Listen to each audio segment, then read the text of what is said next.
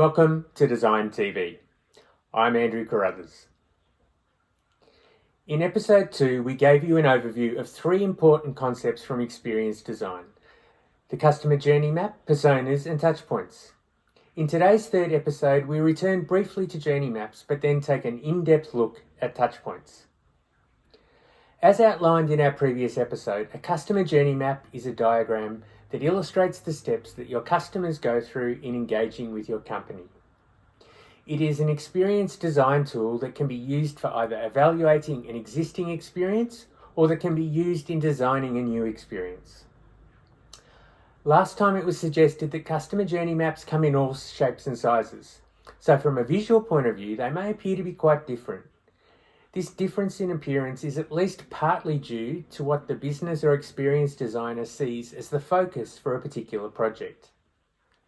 However, no matter their appearance, all journey maps are constructed of a series of touchpoints, and the design of these is the focus of the remainder of this episode. As the picture scrolls from left to right, you'll see at the top a sequential series of events where a fictitious customer or persona might interact with an accommodation business. The first moment of desire, perhaps when they see your advertising on social media, through to research, when they check your website, to booking, perhaps on your website, but perhaps through an online travel agent, to arrival at the hotel, and so on. Each one of these interactions is a touchpoint, and touchpoints represent a specific time and place during an experience in which a customer interacts with designed experience elements.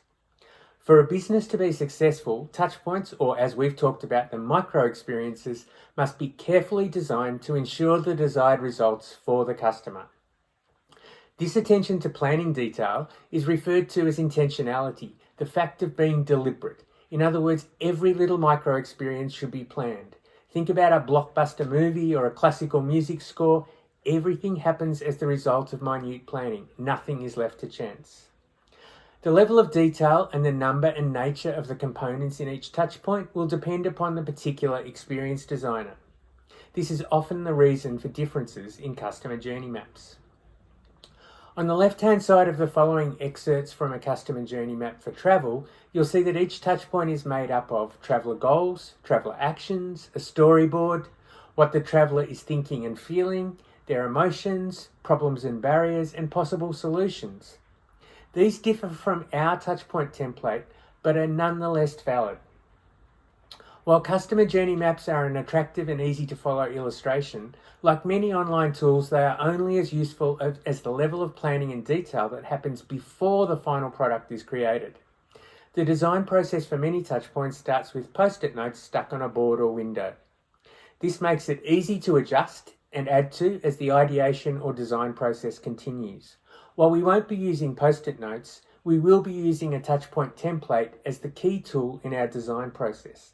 This will ensure we capture all the required information at each touchpoint and will make the process much easier when you finally construct your journey map.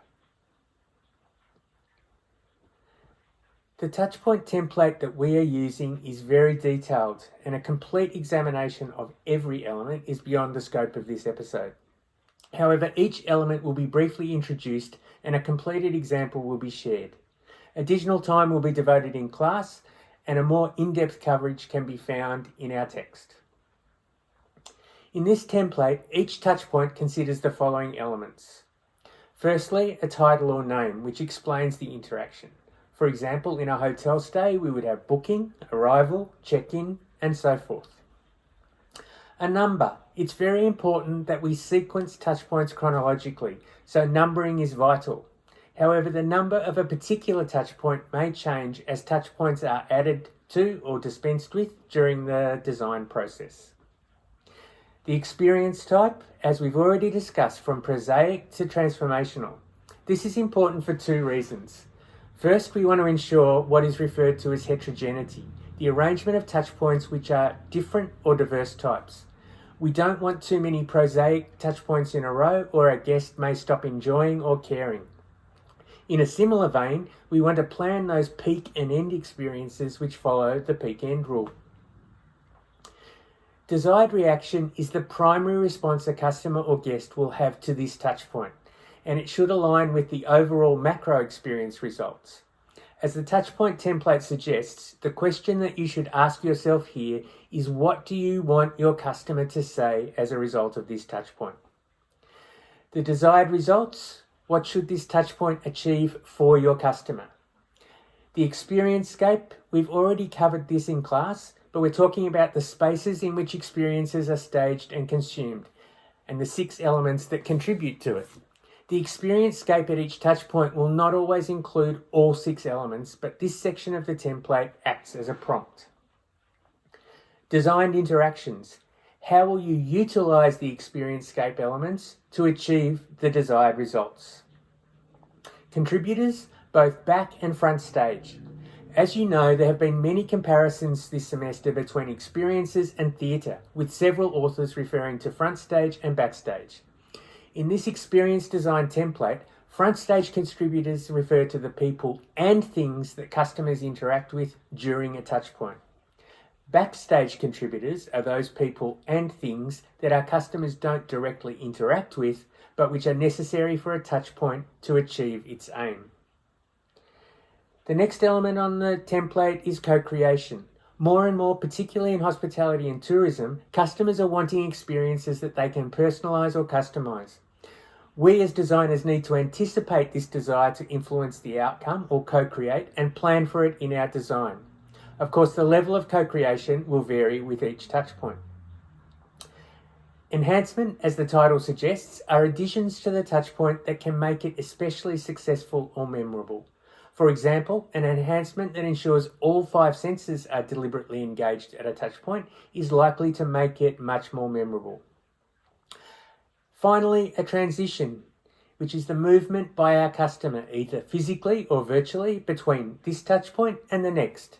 Sometimes that movement is obvious and does not need a transition designed or planned, while transitions between touchpoints in another experience may need to be explicit. To finish off, let's look briefly at the completed textbook example of a touchpoint from an employee onboarding or orientation experience. The touchpoint provided is just one of many that would be part of a day like that, and it's registration when the new employee just arrives. You can see that it is touchpoint number 3, so it's likely to follow earlier touchpoints, which might have included the offer of employment, followed by the invitation to and information about the orientation. The desired reaction is fairly self-explanatory. The designer wants the new employee to be excited about starting to work for this particular company. There are 3 desired results from this touchpoint, which we achieve by using the elements of the experience scape in the designed interactions. So, for example, desired result 1 is that the new employee feels welcomed. This will be achieved by a staff member from the people category of experience scape greeting each new employee by name with a smile and a handshake, a purposely designed interaction. For front stage contributors, there are both people, the staff conducting the orientation, and things, the training packets or materials. Backstage are the HR team that have played their role in the recruitment of the new employees. In terms of opportunity for co-creation, new employees are being allowed to design their own name tags, so they are actively participating in this touchpoint. There are no enhancements in this case, and the transition to the next touchpoint is explicit. That is, it has been thought about and designed. So a staff member will provide directions as well as information about when the first session commences. This episode has been a deep dive into the design of touchpoints. However, you should further expand your knowledge in this important experience design area by reading the appropriate chapter and participating in our touchpoint workshop, where we'll look closely at the design of touchpoints for a hospitality experience. Until next time, I'm Andrew Carruthers, and this is Design TV.